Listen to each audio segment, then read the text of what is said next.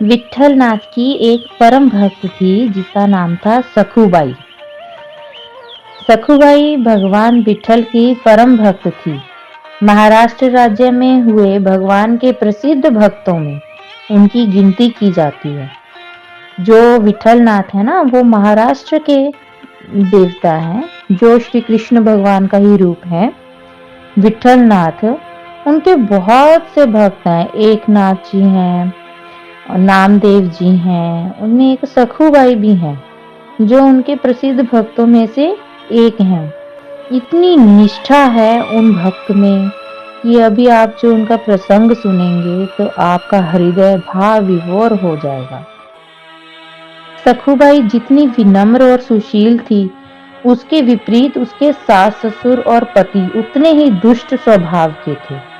सखुबाई इन सब परिस्थितियों को भगवान की देन समझकर अपना कार्य करती रहती थी।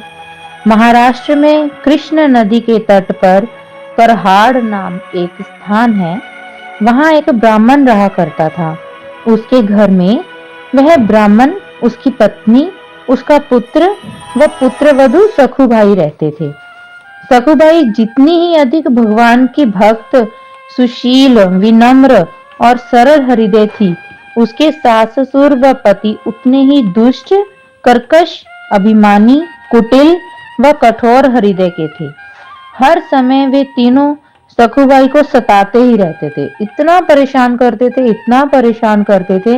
बेचारी सखुबाई उनको कुछ भी नहीं कहती थी। उसकी जो सास है वो तो इतना ज्यादा परेशान करती थी कि अगर सखुबाई ने जल लेने गई है नदी पर, तो एक मटका वो जल का ले आई, जब तक दूसरा लेने गई उसने पहले वाला पटक दिया, फैला दिया, और बहुत ज्यादा परेशान करते थे उनको। काम लेते थे उससे मशीन जितना, जैसे कोई मशीन काम करती हो। लेकिन भोजन उनको एक समय का भी बड़ी मुश्किल से देती थी। खाने को कुछ भी नहीं देती थी। परंतु फिर भी जो सखुबाई थी, वो इतनी ज्यादा भगवान की भक्त थी, प्यारे भक्तों में उनका नाम आया। उनमें इतनी दया थी कि वो अपने कर्तव्य करती रहती, कभी पलट के ये नहीं कहती थी कि आपने मुझे ऐसा क्यों कहा। जबकि उसका पति भी उसका साथ नहीं देता था। उसका पति भी अपनी माँ की ही सुनता था। इतने पर भी उसकी सास राजी ना होती। उसको गालियां देने पर, उसको परेशान करने पर, उसको बल्कि लात घुसे भी मारती। उसको बहुत ज्यादा उल्टा सीधा बोलती थी। सारे काम वालों को निकाल दिया। सारे काम बेचारी सखुबाई से करवाती। फिर भी सखुबाई कुछ भी नहीं बोलती थी। इतनी दारुण दुखों को अपने कर्मों का भोग और प्रभु का आशीर्वाद समझकर उन्हें सुख रूप में परिणित कर सदा ही प्रसन्न रहती, सदा ही खुश रहती और विठल विठल विठल करती रहती। करहाड़ से कुछ ही दूर पर पंढरपुर है, जहां पर उसका गांव है करहाड़। उससे थोड़ी ही आगे पंढरपुर है। पंढरपुर में तो विठलनाथ रहते ही हैं। वहां पर आषाढ़ शुक्ल एकादशी पर बहुत ही भारी मेला लगता है। लाखों भक्त दर्शन करने के लिए वहां जाते हैं। हर वर्ष की तरह उस साल भी करहाट से कुछ यात्री पंढरपुर मेले में जा रहे थे। सखुबाई भी जब नदी से जल भरने के लिए गई ना, कृष्णा नदी से जल भरने के लिए वो रोज जाती ही थी। तो उस समय भक्तों की टोली वहां पंढरपुर जा रहे थे। तो पंडरीनाथ के दर्शन करने के लिए सखुबाई का भी मन किया कि मैं अब इस दुनिया से बहुत ही ज्यादा बेचैन हो चुकी हूँ। इस दुनिया ने मुझे बहुत व्याकुल कर दिया है कि मैं अपने प्रभु के दर्शन करने के लिए चली जाऊं। अब मेरा इस संसार में, इस दुनिया में मन नहीं लगता। तो उसने बिना ही पूछे, घर पे किसी को नहीं पूछा, सास ससुर को ना पति को, वो जो भक्तों की टोली पंडरीनाथ ने प्रभु के दर्शन करने के लिए चली जाऊं, अब मेरा इस संसार में, इस दुनिया में मन नहीं लगता।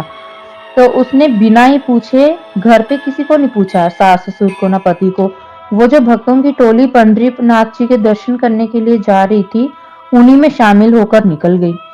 लेकिन वो जब निकली ना, तो पानी भरने के लिए नदी पर उसकी पड़ोसन भी आई थी। सखुबाई की पड़ोसन भी साथ में आई थी। तो उस पड़ोसन ने घर आकर सास को तुरंत ही बता दिया, कह रही तुम्हारी बहू वो जो वहां पर बारी बारी बोलते हैं, जो यात्रा होती है ना, और महाराष्ट्र साइड जो पंडरीनाथ, जो विठलनाथ की यात्रा करते हैं भक्त, उनको बारी बोलते हैं। तो कह रही तेरी बहू तो बारी वालों के साथ बारी पे चली गई पंढरपुर भगवान के दर्शन करने के लिए। तो उसकी सास कह रही उसकी इतनी हिम्मत, हमारे पूरे कुल को वो कलंकित कर देगी, लोग हम पे उंगलियां उठाएंगे कि तुम्हारी बहू घर से भाग गई। तुरंत अपने लड़के को बोला कि ये लठ लेके जाओ, उसको मार मार के घर लेके आ। उसने ऐसे बिना पूछे जाने की हिम्मत कैसे की। पति दौड़ा दौड़ा गया, जाके उसको वहां से पकड़ा, बारी में से, यात्रियों की टोली में से पकड़ के खींच के घर ले आया। सबने उसको कूटा, बहुत ज्यादा पिटाई लगाई बेचारी को, बहुत पिटाई लगा के फिर उनको घर पे ना बांध के रख दिया, और ना उनको खाने पीने को दिया, बेचारी को रस्सी से बांध दिया। रोती रही वो, कह रही क्यों मुझे मार रहे हो, क्यों मार रहे हो मुझे। लेकिन किसी ने कुछ नहीं सुना, बस उसको कस के रस्सी से बांध दिया।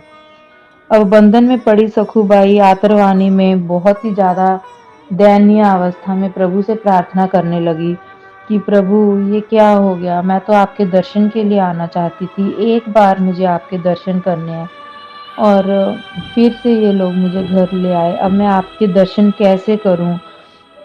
मैं जैसी भी हूँ तो आपकी प्रभु, तो आप मुझे अपने दर्शन के लिए क्यों नहीं बुला रहे हैं।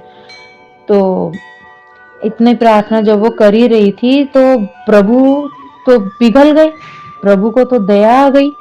प्रभु कह रहे मेरी भक्त इतनी परेशान होगी तो मैं तो स्वयं उसको दर्शन देने के लिए मुझे तो उसके पास जाना ही पड़ेगा, मैं कैसे ना उसके पास जाऊं। तो प्रभु उसका ही रूप बना के उसके पास आ गए। आके कह रहे तुम जाना चाहती हो पंढरपुर। वो कह रही हाँ, लेकिन तुम कौन हो, मेरे जैसी शक्ल। वो कह रही नहीं नहीं, तेरी जैसी शक्ल नहीं है, मैं भी उस टोली में ही थी जहां से तेरा पति तुझे खींच के लेके आया।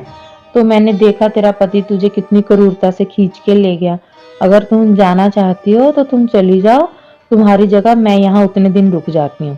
जब तुम दर्शन करके आ जाओगी तो मैं तुम्हें आगे भेज दूंगी, मैं चली जाऊंगी और तुम यहाँ आ जाना अपने घर पे वापस।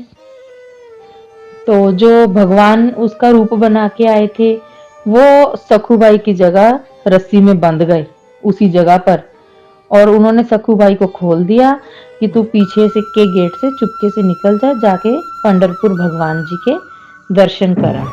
अब इसके बाद क्या हुआ ये हम आपको अपने दूसरे पार्ट में बताएंगे। तो प्रेम से कहिए विठल विठल विठल विठल।